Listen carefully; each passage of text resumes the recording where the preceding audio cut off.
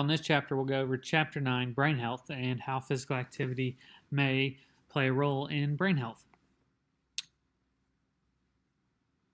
So you have your objectives here that you can go over. You have kind of your opening questions. Can physical activity have a positive effect on brain health? We'll kind of answer that question here.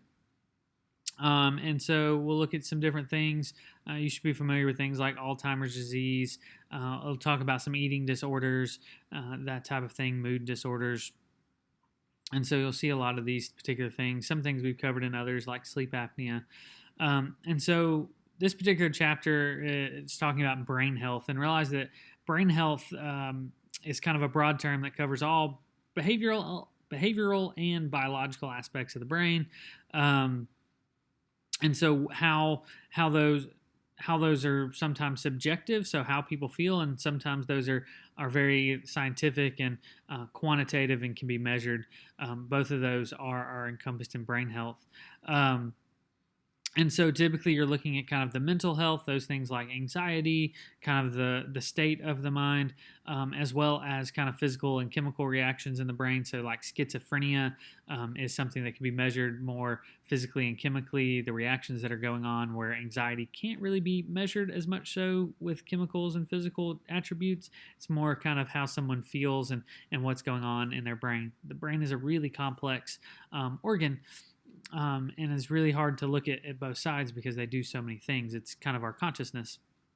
And so realize, again, who the World Health Organization defines mental health as a state of well-being where you realize your potential and can cope with everyday stressors and productively and fruitfully, and you contribute to your community.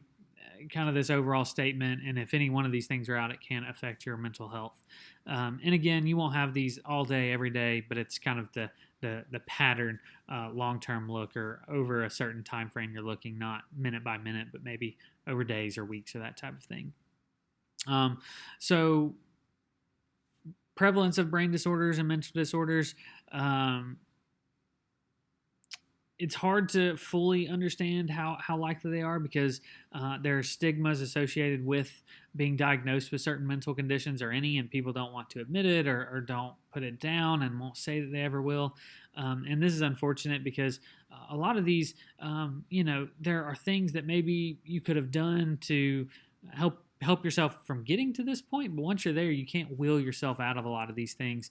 And even a lot of these, you may not have done anything. It just could have been a small change somewhere that no one would have ever guessed would have caused such a reaction, and you need assistance in getting that help getting out of this mental disorder, or working on your brain health or mental health.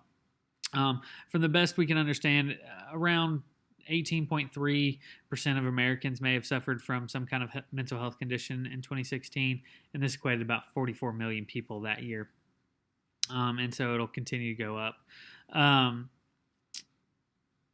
With brain disorders, they are very costly. They are one of the 5 most costly medical conditions in those years in the United States. And you can kind of see that kind of the cost there, and the fact that those continue to rise. But we also know that not just the care alone costs a lot. The care alone costs a lot because they're not as easy to just measure right off the bat, and one chemical fixes it all, and this drug always works. It's different for different people and can take time. But we do know that it costs society a lot of money dealing with mental health issues.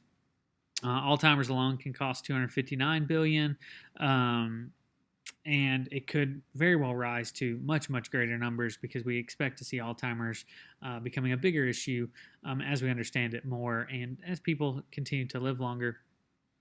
And it can cost in other forms besides just the healthcare alone. It can cost a lot of money in economic burden that comes from loss of productivity because people aren't working as well, or having to take time off, or issues it may cause in the workplace because of conflicts and the way people are looking at things.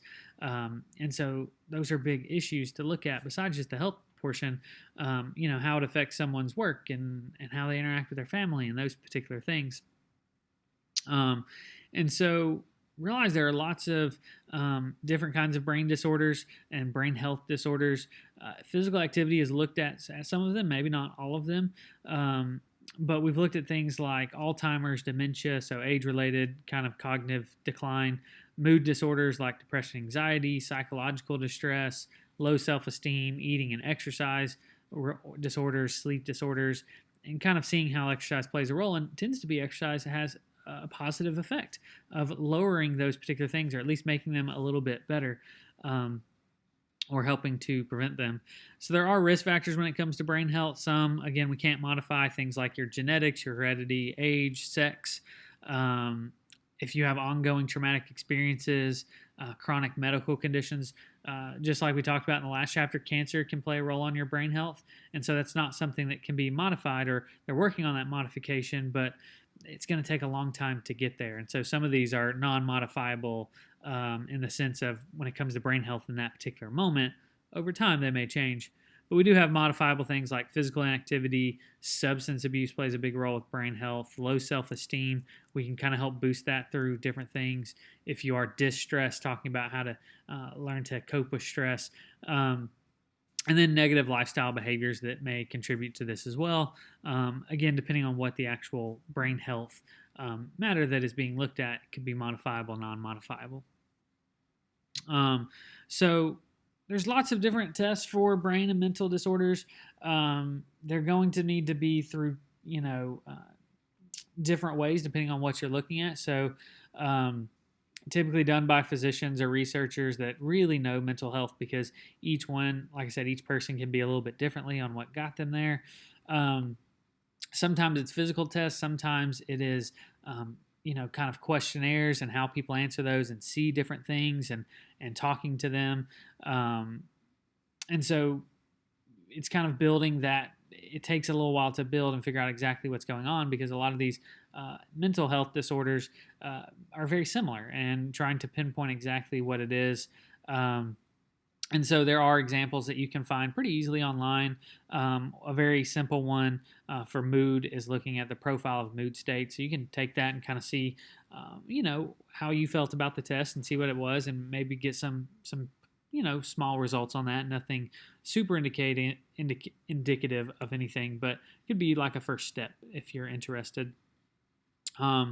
So the physiological adaptations that result from physical activity have been shown to increase blood flow to the brain. So you grow more capillaries, you grow more blood vessels there, and that helps increase more blood and oxygen and nutrients to the area. And this can help to increase the brain's functionality, basically lets it function better, lets it function faster or more efficiently.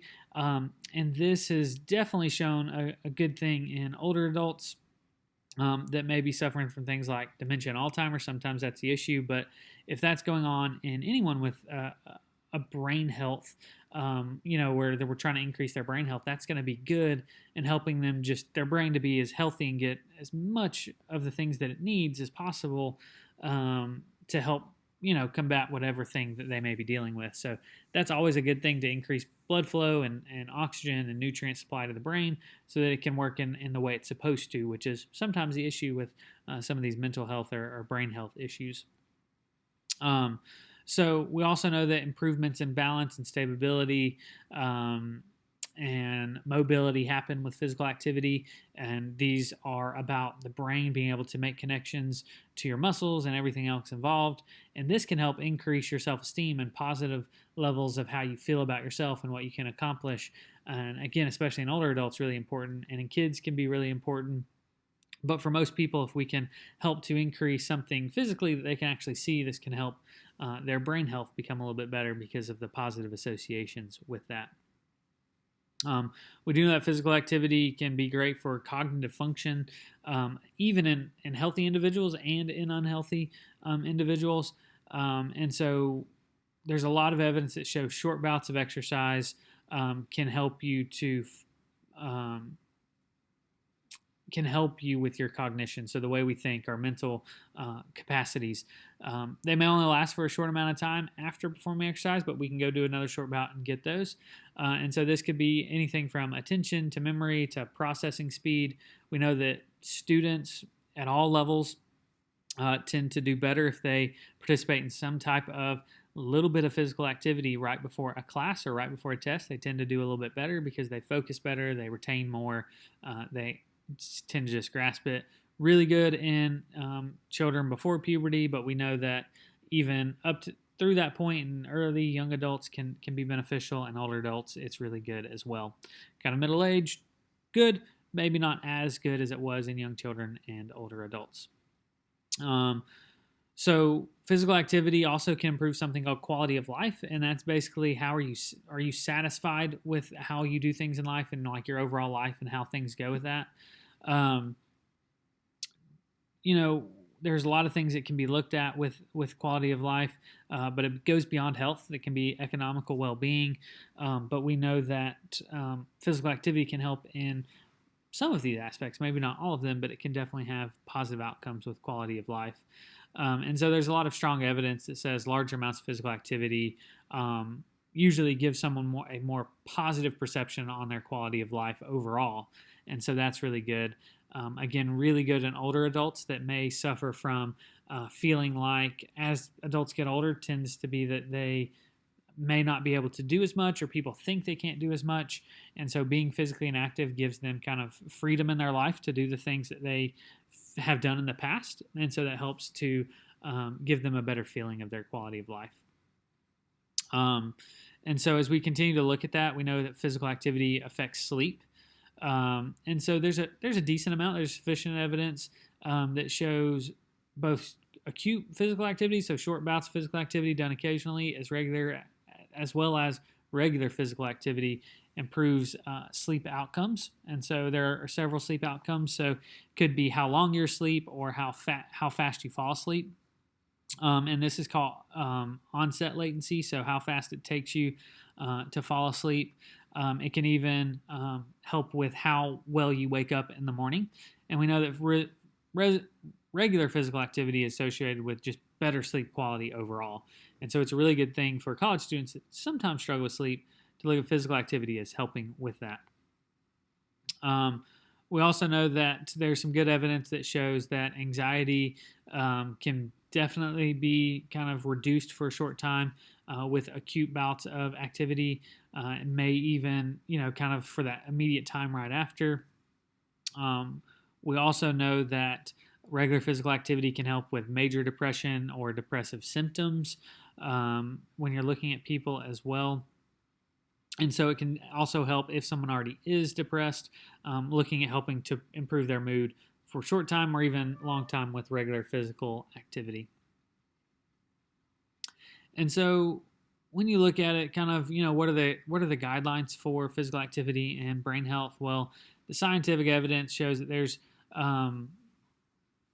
that physical activity helps lower things like dementia, anxiety symptoms, disorders, depressive symptoms and disorders, age-related decline, so things like Alzheimer's.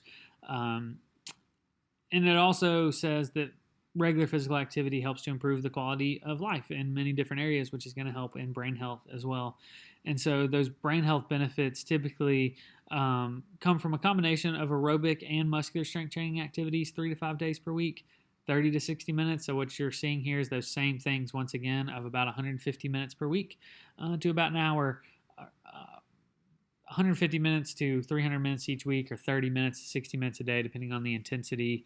We're still falling in those those guidelines for physical activity that we've been all semester. And so we can see those still apply here as well. And so that kind of finishes this chapter. So read over your chapter, look through that, go through the study questions. Let me know if you have any questions, and we will talk to you guys later.